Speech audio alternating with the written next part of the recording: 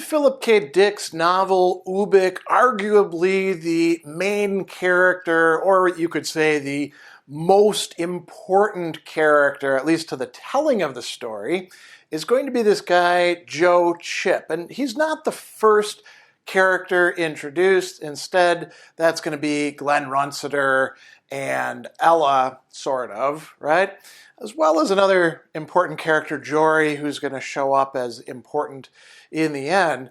But Joe is going to be really central to the story from chapter 3 onward, all the way to the very end, depending on whether you want to count chapter 16 or 17 as the end. Either way, he is the one who is sort of our point of view. There are a few others. We get a few places where somebody takes a position on Joe Chip. Glen Runciter, for example. Al also at one point reflects to himself Joe Chip isn't looking too good.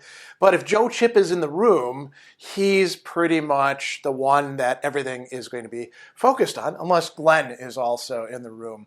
So he is a tester of psionic talents and anti-talents, and also the fields that they generate. So one of the things that's part of this sci-fi setting is that all these different talents exist in the year, well, in the 1990s where it's set, right? We've got some reversion in time going on as well. And you can measure how strong of a field somebody is generating. And so we get a depiction very early on of this at work in chapter 3 when Pat Conley shows up and she's been scouted, and now there's going to be this, scanning of her. Ashwood says that, she can do some new thing. Joe Chip actually takes 2 sets of readings. The first set of readings, he's going to say, well, she doesn't really have that much talent, don't hire her. The second time, after she uses her ability, he is going to make this we could call it a falsification and say that she needs to be hired on the spot. Actually, there's a code in there. This person's dangerous, so watch her. And then in chapter 5, we're going to see that he doesn't actually require his apparatus. He's got a good sense of what's going on. So they're assembling this team of inertials, that's anti-psi talents, to do a new contract. And by this time, Pat Conley, who has already said she'll be his mistress, is now his wife. And Glen Runciter, is thinking, it's too bad we didn't get that Mick contract. And Pat Conley's being introduced. Joe Chip realized she's been doing something. Pat, he said aloud, I can't put my finger on it, but things are different. Nothing is different, Pat said. Everything is different, Joe said to her. You must have gone back into time and put us on a different track. I can't prove it, and I can't specify the nature of the changes. And then, he's going to suggest, let's go look up her file. And it turns out his report is in there, right? In chapter 6, we see him at work doing, again, what it is that he does. So Stanton Mick is going to show up, and he's going to say, Tester, would you look my way when I'm speaking to you? Joe shut off his polygraphs and gauges, killed the power supply. Do I have your attention now? Stanton Mick asked him. Yes. Leave your equipment on, Runciter ordered him. You're not an employee of Mr. Mick. You're my employee. It doesn't matter, Joe said to him. I've already gotten a reading on the psi field being generated in this vicinity. He had done his job. Stanton Mick had been too slow in arriving.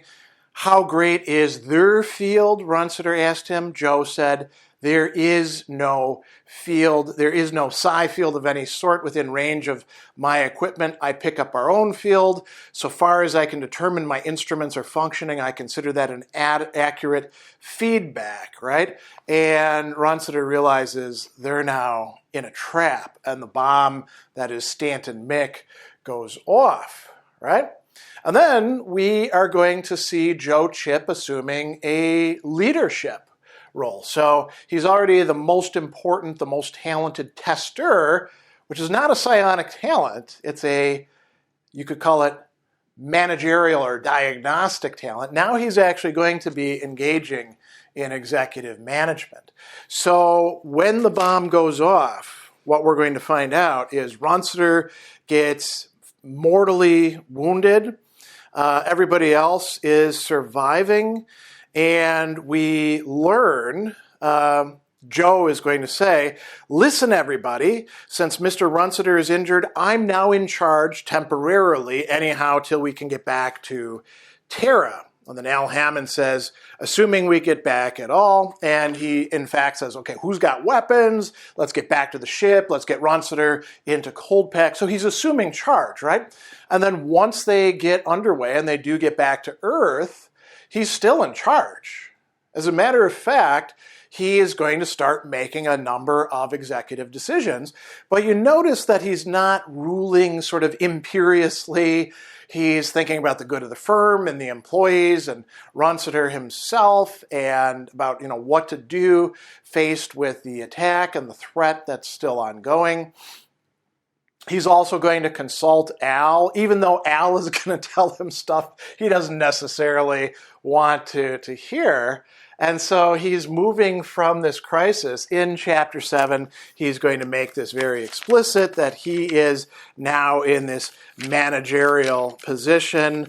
We have a interesting discussion here where he's talking with the moratorium person, and he tells Al, in a manner of speaking, you're my employee. You have to do what I say or I'll fire you. As soon as Runciter died, I took over management of the firm.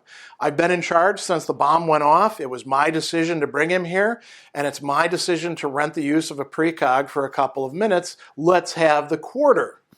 And interestingly, we're going to come back to this, Al is going to say, Runciter Associates is being run by a man who can't keep 50 cents on him. Here's a quarter when you make out my paycheck, add it on. Now, this is going to be a really important theme. But first, let's talk about Runciter's will, because this is actually going to come up as well. So Joe thinks to himself, halfway between the world and death in this place, I am head of Runciter Associates now, except for Ella, who isn't alive and can only speak if I visit this place and have her revived. I know the specifications in Glen Runciter's will, which now have automatically gone into effect. I'm supposed to take over until Ella, or Ella and he, if he can be revived, decide on someone to replace him. They have to agree. Both wills make that mandatory. Maybe, he thought, they'll decide I can do it on a permanent basis. So this could actually be kind of a promotion for him to become the new head of Runciter Associates. But then, now we come to that theme again, that'll never come about, he realized, not for someone who can't manage his own personal fiscal responsibilities. That's something else Hollis's precog would know, he realized. I can find out from them whether or not I'll be upgraded to director of the firm. That would be worth knowing along with everything else. So what's this actually referencing?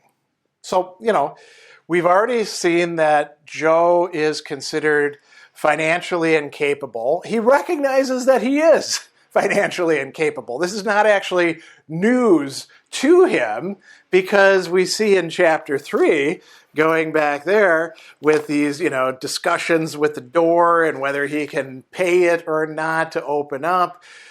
We also get a really interesting discussion going on. He dials the extension for the maintenance circuit of the building, and he says, I'm now in a position to divert some of my funds in the direction of settling my bill vis-a-vis your cleanup robots. I'd like them up here right now to go over my apartment. I'll pay the full and entire bill when they're finished. And the maintenance circuit says, you'll pay your full and entire bill before they start. And he's got his credit keys in hand. He says most of which have probably been voided, probably in perpetuity. His relationship with money and the payment of pressing debts being such as it was. And he says, I'll charge my overdue bill against triangular magic key. And he receives this message. Mr. Chip, the Ferris and Brockman Retail Credit Auditing and Analysis Agency has published a special flyer on you. Our receipt slot received it yesterday. It remains fresh in our minds.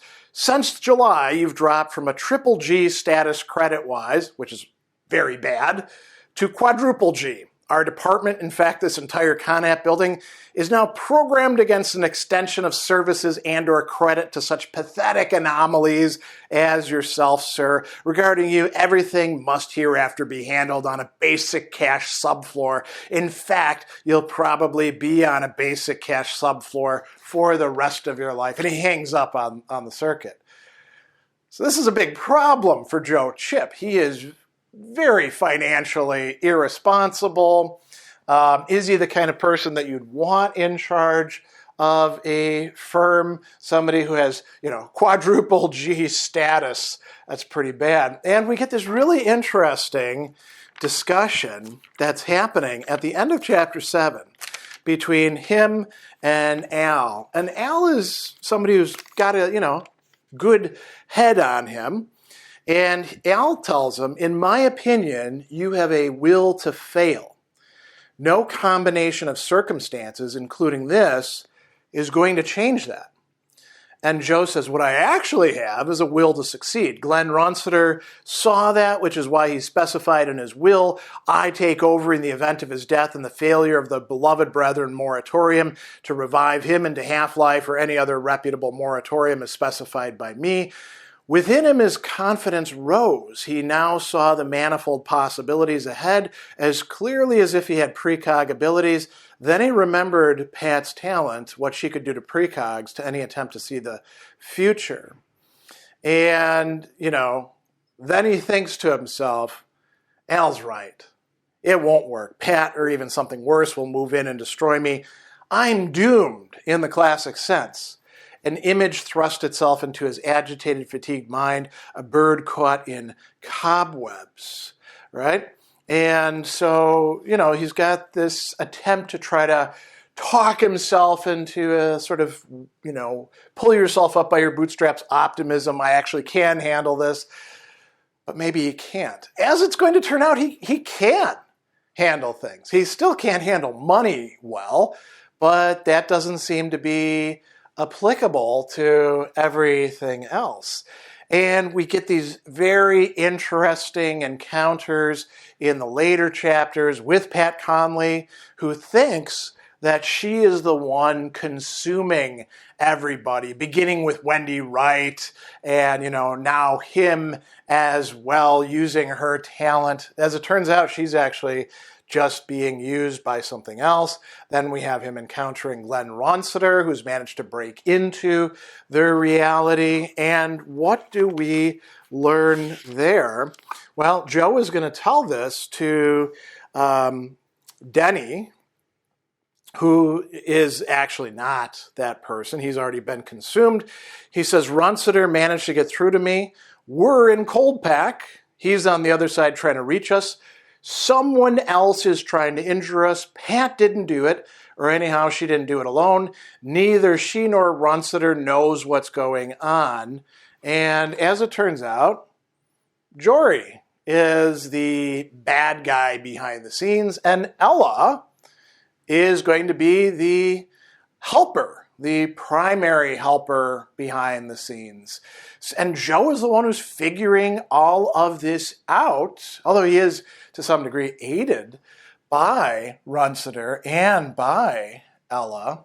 And then we get this really interesting discussion going on where Ella, once she's manifesting herself there and giving him a lifetime supply of Ubik. Now, why does she do that? She says, From the company that manufactures Ubik, it's a guarantee, Mr. Chip, of a free lifetime supply. Free, because I know your problem regarding money, your, shall we say, idiosyncrasy. So, she's like, well, we're not going to worry too much about that. You don't have to purchase it. But the Ubik is what is going to allow him to continue on in Coldpack. After everyone else has been consumed by Jory, to fight against Jory, and she tells him, when I'm reborn, Glen won't be able to consult with me anymore. I have a very selfish, practical reason for assisting you, Mr. Chip. I want you to replace me. I want to have someone who Glen can ask for advice and assistance, who he can lean on. You will be ideal. You'll be doing in half-life what you did in full life. And he says, I won't succumb after you've been reborn. She says, well, you got the Ubik. And as it turns out, he does have a lifetime supply of Ubik, and he should be able to fight Jory. And we find out, the last we see of Joe as Joe, he raised his arm to slow to a grumpy halt a passing 1936 Graham cab. He's still there in that world, and he's going to be fighting against Jory and helping to save other people. And Glen Runciter will be able to, in fact, consult him about things. And so that's effectively where it ends. We do have the, kind of interesting speculative chapter 17, but we'll talk about the implications of that in a separate place. So we haven't talked about every single thing that Joe Chip has said or done, in part because we've talked about him so much in the other discussions of this work, because he is the central character. But I think these are some of the central traits. He can take on leadership. He is resilient. He's also terrible with money and sometimes makes decisions that aren't always the best, but finds his way through and is able to work with the people who are going to actually help him out in half-life.